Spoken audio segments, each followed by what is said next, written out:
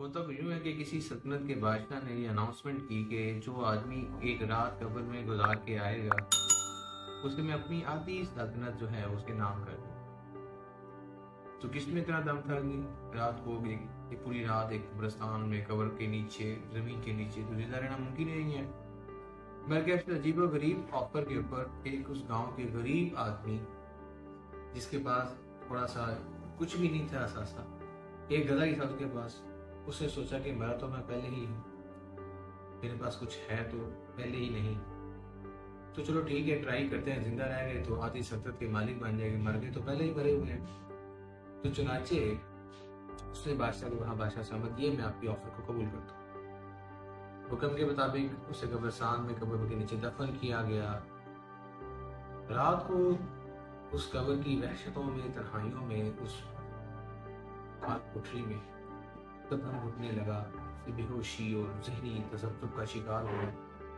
تو اسے ایسے محسوس ہوا کہ بس میں مر گیا اور میرا حساب کتاب لینے کے لیے میرے پاس فرشتے آ گئے، اسی میں تو خوشی میں وہ اسی کیفیت میں رہتا ہے۔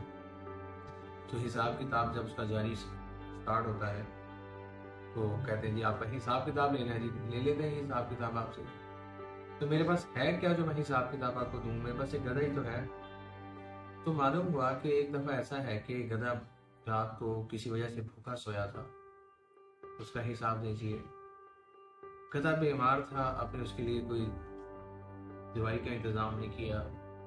گدھے پہ آپ ضرورت سے زیادہ بوجھ ڈالتے تھے، گدھے کو آپ ذرا مارتے تھے، یہ ساری باتوں کی جو سزائیں تھی اچھی خاصی تھی، اور وہ تو حیران تھا کہ ایک تو گدھا ہی تھا تو جس کا میں حساب کتاب دینے سے قاصر ہوں، تو اچھی خاصی سزائیں ملی۔ پر کیف رات گزری، وہ صبح جب اسے نکالا گیا تو بے ہوش تھا، بڑی مشکل سے اسے ہوش میں لایا گیا، اسے لے کے گیا آگے پیچھے۔ ہوش آنے کے بعد جب اس کو کہا گیا یہ لیجیے اب آپ کے کاغذات ہیں، یہ آدھی سلطنت آپ کے نام پہ، اس نے ہاتھ جوڑ کے بولا کہ مجھے یہ سلطنت نہیں چاہیے، میں تو ایک گدھا تھا، اس کا حساب دینے سے قاصر ہوں، مجھے یہ سلطنت نہیں چاہیے، میں اتنا حساب کس طرح سے دوں گا؟ تو اللہ رب العزت کی ذات اگر آپ کو کچھ عطا کرتی ہے تو اس کی ایک قیمت بھی ہوتی ہے، اس کا ایک حساب بھی ہوتا ہے، جس کے معاملے میں ہم سب نے اللہ کو جواب دے دیا۔ آپ جس پوزیشن پہ ہیں، جس سٹیٹس میں ہیں، اس کی جواب دہی کے لیے تیار رہیں اور اس کو اپنی ذات کے ساتھ، اپنی ذات، اپنے آپ کے ساتھ مخلص ہو کے سے چلیں، تاکہ کل ہم اللہ کے سامنے رسوا